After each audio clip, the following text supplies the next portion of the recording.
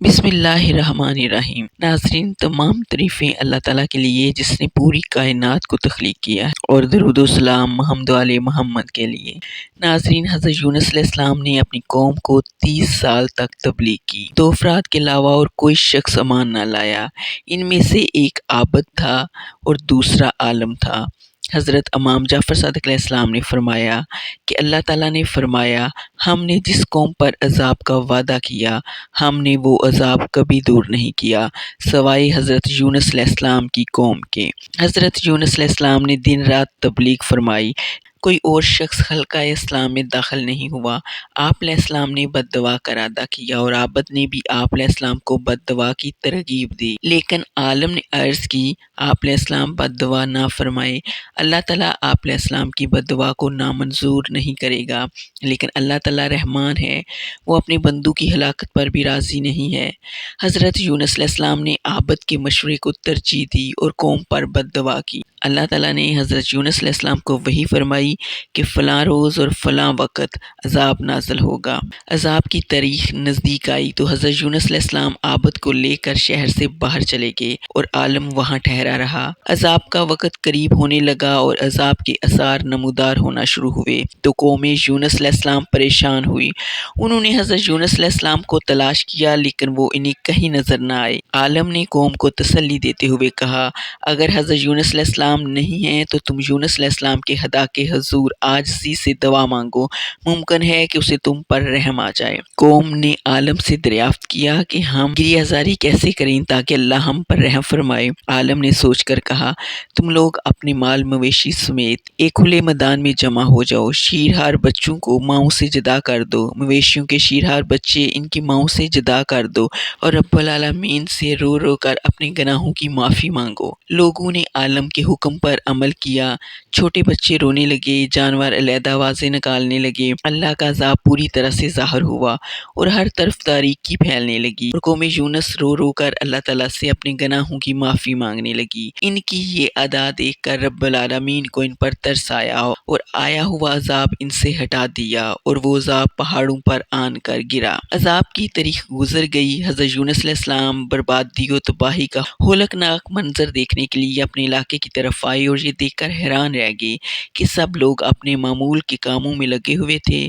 آپ علیہ السلام نے ایک شخص سے پوچھا کہ قوم یونس علیہ السلام کا کیا بنا؟ وہ شخص آپ علیہ السلام کو نہیں پہچانتا تھا۔ اس نے جواب دیا، حضرت یونس علیہ السلام نے قوم پر بد دعا کی تھی، اللہ نے عذاب نازل کرنے کا وعدہ فرمایا تھا، لیکن عذاب کے وقت تمام لوگ ایک میدان میں جمع ہو گئے تھے اور انہوں نے رو رو کر اللہ سے گناہوں کی معافی مانگی تو اللہ نے قوم پر رحم کیا اور آیا ہوا عذاب دور ہو گیا۔ اس وقت پوری قوم کو ان کی جستجو ہے، پوری قوم ان کے ہاتھ پر ایمان لانا چاہتی ہے۔ یہ سن کر حضرت یونس علیہ السلام ناراض ہوئے اور ایک دریا پر گئے، جیسا کہ اللہ تعالیٰ نے ان کا قصہ بیان کرتے ہوئے ارشاد فرمایا، دریا کے کنارے پر تشریف لائے، ایک کشتی روانگی کے لیے بالکل تیار کھڑی تھی۔ آپ علیہ السلام اس پر سوار ہوئے اور کشتی کے اگلے حصے پر تشریف فرما ہوئے۔ کشتی چل پڑی۔ جب دریا کے درمیان گہرے پانیوں میں پہنچی تو اچانک ایک بہت بڑی مچھلی ظاہر ہوئی۔ ملا اس مچھلی کو دیکھ کر خوف زدہ ہو گئے۔ حضرت یونس علیہ السلام مچھلی کی ہیبت سے کشتی کے پچھلے حصے پر آ گئے، مگر وہ مچھلی فوراً پچھلے حصے کی طرف آئی۔ تمام مسافروں کو اپنی ہلاکت کا یقین ہو گیا۔ ملاحوں نے کہا، معلوم ہوتا ہے کہ اس کشتی میں کوئی ایسا غلام سوار ہے جو اپنے آقا سے بھاگا ہوا ہے۔ اس غلام کو چاہیے کہ باقی مسافروں کی جان بچانے کے لیے خود ہی دریا میں چھلانگ لگا دے، لیکن کسی نے چھلانگ نہ لگائی۔ آخرکار قرآن اندازی ہوئی کہ کس شخص کو کشتی سے دھکا دے کر دریا میں ڈالا جائے۔ قرآ حضرت یونس علیہ السلام کے نام پر نکلا۔ حضرت یونس علیہ السلام نے فوراً چھلانگ لگائی، مچھلی نے انہیں فوراً نگل لیا۔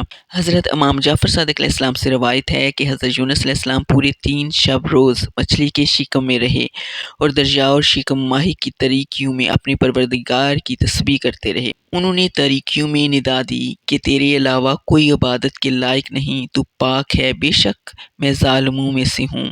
قرآن مجید میں اللہ تعالیٰ کا فرمان ہے، اگر وہ تسبیح کرنے والوں میں سے نہ ہوتے تو وہ مچھلی کے شکم میں قیامت کے دن تک رہتے۔ اللہ تعالیٰ نے ان کی دعا قبول فرمائی اور انہیں نجات عطا فرمائی۔ مچھلی نے انہیں ساحل دریا پر نکلا۔ جب آپ علیہ السلام شکم ماہی سے برآمد ہوئے تو آپ علیہ السلام کی جلد سے بال اتر چکے تھے اور آپ علیہ السلام کی جلد بہت نازک ہو چکی تھی۔ اللہ تعالیٰ نے ان کے لیے کدو کا درخت اگایا۔ آپ علیہ السلام اس کے سائے میں آرام کرتے رہے۔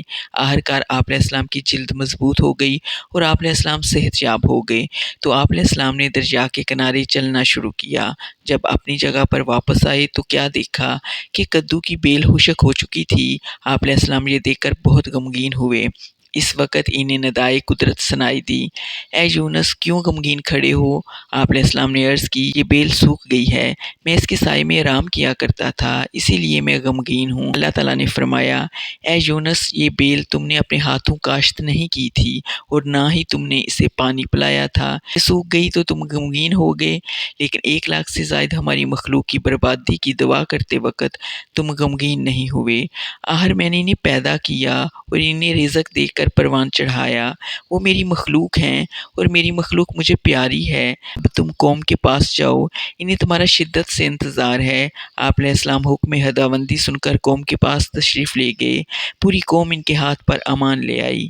ناظرین، جانے سے پہلے اس ویڈیو کو لائک کریں، کمنٹ سیکشن میں اپنی رائے کا اظہار کریں۔ اللہ ہم سب کا حامی و ناصر ہو۔